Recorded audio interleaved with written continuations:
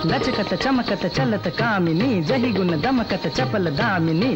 मेरे नए सावन भादो, कहीं सा है कहीं रे है कहीं। दोस्तों, क्या आप वाकई ये मानते हैं कि किशोरदा ने कभी क्लासिकल म्यूजिक नहीं सीखा था? अगर ऐसा है तो फिर कैसे किशोरदा के गीत जैसे मेरे नैना सावन भादो, चिंगारी कोई भड़के और पायल वाली देखना इत्यादि में तान, मींड, मुर्की और सुर की शुद्धता और भाव का इतना गहरा संतुलन सुनाई देता है? अजीब आपके अनुरोध पे चिंगारी कोई भड़के। क्या बिना प्रोफेशनल क्लासिकल ट्रेनिंग के इन क्लासिकल बेस्ड गीतों को इतनी खूबसूरती से गाना मुमकिन है? आज के इस वीडियो में हम इसी सवाल का जवाब ढूंढेंगे, एक ऐसा सच जो बहुत कम लोग जानते हैं। साथ ही जानेंगे कि शास्त्रीय संगीत में पारंगत बड़े बड़े फनकारों जैसे गुलाम अली खां साहब, पंडित रविशंकर, उस्ताद विलायत खान इत्यादि के गायन की बारीकियां कैसे किशोरदा के गायन में देखने को मिलती हैं। तो चलिए शुरू करते हैं आज का वीडियो। आप देखना शुरू कर चुके हैं सिंगिंग इमोशन।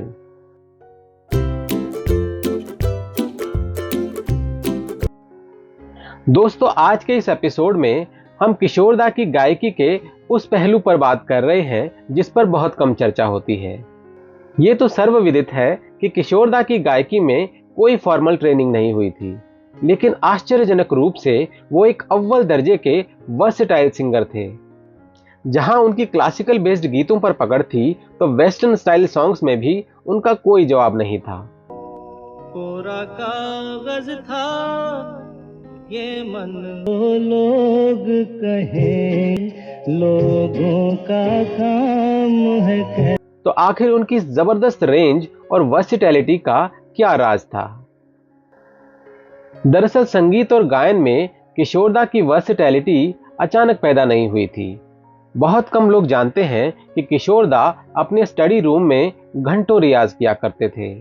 जब वो प्रैक्टिस करते थे तो उस कमरे का दरवाजा अंदर से बंद रहता था और किसी को भी अंदर आने की इजाजत नहीं होती थी।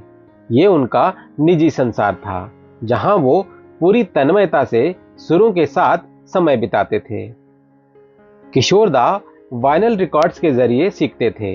ये रिकॉर्ड्स कभी उनके परिवार के किसी सदस्य द्वारा पहले खरीदे गए होते थे और बाद में कई रिकॉर्ड्स वो खुद भी लाते थे। किशोरदा इन रिकॉर्ड्स को बेहद ध्यान से सुनते थे। हर नोट, हर न्यूआंस, हर ब्रेथ और हर फ्रेज को समझते थे। वो सिर्फ सुनते नहीं थे, बल्कि उन्हें पूरी तरह से आत्मसात करते थे और फिर उन्हें इतनी सफाई से इमिटेट करते थे कि ओरिजिनल और किशोरदा की सिंगिंग में फर्क कर पाना मुश्किल हो जाता था। मेरे नए सावन भादो, कोई हमदम कोई सहारा। दोस्तों, किशोरदा का म्यूजिकल टेस्ट बेहद इलेक्ट्रिक था। उनके पास वेस्टर्न सिंगर्स के रिकॉर्ड्स भी होते थे और इंडियन क्लासिकल म्यूजिक के महान गायकों के एल्बम्स भी। किशोरदा बड़े गुलाम अली खान, उस्ताद आमिर खान, पंडित ओमकारनाथ ठाकुर जैसे दिग्गजों को सुनते थे। वो अब्दुल करीम खान के बड़े प्रशंसक थे और उनके रिकॉर्ड्स को बार बार सुना करते थे। इंडियन क्लासिकल के साथ साथ उन्होंने रविंद्र संगीत भी खुद ही सीखा, बिना किसी फॉर्मल ट्रेनिंग के। दिलचस्प बात यह है कि किशोरदा ने इस लर्निंग प्रोसेस के बारे में कभी पब्लिकली बात नहीं की। फ्रेंड्स, किशोरदा सिर्फ रिकॉर्ड्स तक ही सीमित नहीं थे। उस्ताद विलायत खान और पंडित रविशंकर जैसे महान कलाकारों के कॉन्सर्ट्स को भी वो कभी मिस नहीं करते थे। उस्ताद विलायत खान के तो वो अच्छे दोस्त भी बन गए थे, खासकर लेट 1950s में।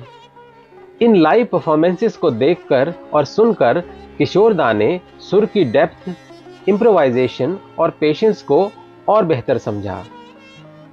मेरे नए सावन भादो, इसी गहरी समझ का असर हमें किशोरदा के गानों में साफ दिखाई देता है।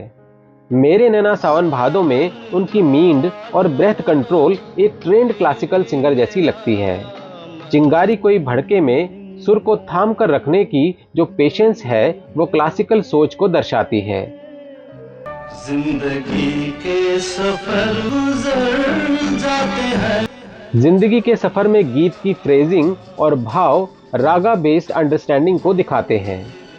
लचकत चमकत चलत कामिनी जही गुण दमकत चपल दामिनी। जबकि पायल वाली देखना में उनका प्लेफुल लेकिन डिसिप्लिन्ड क्लासिकल सेंस साफ सुनाई देता है। सिर्फ इंडियन क्लासिकल ही नहीं, किशोरदा वेस्टर्न जॉनर्स में भी उतने ही सहज थे। जैज, रॉक एंड रोल और पॉप जैसी स्टाइल्स में उनकी सिंगिंग उतनी ही नेचुरल लगती है। अरे यार मेरी तुम भी हो गजब, घूंघट गई रे तरस गई रे, रे रे यो, रे रे यो। यही वजह है कि उनकी आवाज में वो यूनिक जंप, एफर्टलेस मॉड्यूलेशन और रेंज सुनाई देती है जो उन्हें बाकी सिंगर्स से अलग बनाती है। तो असली सच्चाई क्या है? फ्रेंड्स, भले ही किशोरदा ने फॉर्मल क्लासिकल ट्रेनिंग नहीं ली थी, लेकिन उन्होंने संगीत को सुनकर, देखकर, समझकर और महसूस करके सीखा था। उनके पास सुनकर सीख लेने की एक असाधारण क्षमता थी। वो सुर को फील करते थे और नोट को समझते थे और फिर उसे अपने नेचुरल अंदाज में ढाल लेते थे। कृष्णा कृष्णा बोलो कृष्णा, राधे राधे। भली सी एक सूरत, भला सा एक नाम, शरारत करने को ललचाए रे मेरा मन। इसलिए ये कहना बिल्कुल भी गलत नहीं होगा कि किशोरदा ने म्यूजिक किताबों से नहीं बल्कि सुनने, देखने और जिंदगी से सीखा था। शायद यही वजह है कि उनकी सिंगिंग कभी भी टेक्स्ट बुक जैसी नहीं लगी, बल्कि हमेशा जिंदा, सच्ची और दिल को छू लेने वाली लगी। राही था मैं आवारा, निंदिया तू ले चल प्रण खटोले में। क्या मौसम है ऐ दीवाने दिल। किशोरदा सिर्फ एक सिंगर नहीं थे, वो सच में एक फिनोमिनन थे। तो दोस्तों, अगर आपको ये वीडियो पसंद आया हो तो इसे लाइक और हाइप जरूर करें और ऐसे ही दिलचस्प वीडियोस के लिए चैनल को सब्सक्राइब करें और कमेंट्स में हमें बताएं कि किशोरदा का गाया कौन सा क्लासिकल बेस्ड सॉन्ग आपका फेवरेट है। मिलते हैं अगली वीडियो में, तब तक के लिए अपना बहुत बहुत ख्याल रखिए and keep listening to Kishoreda.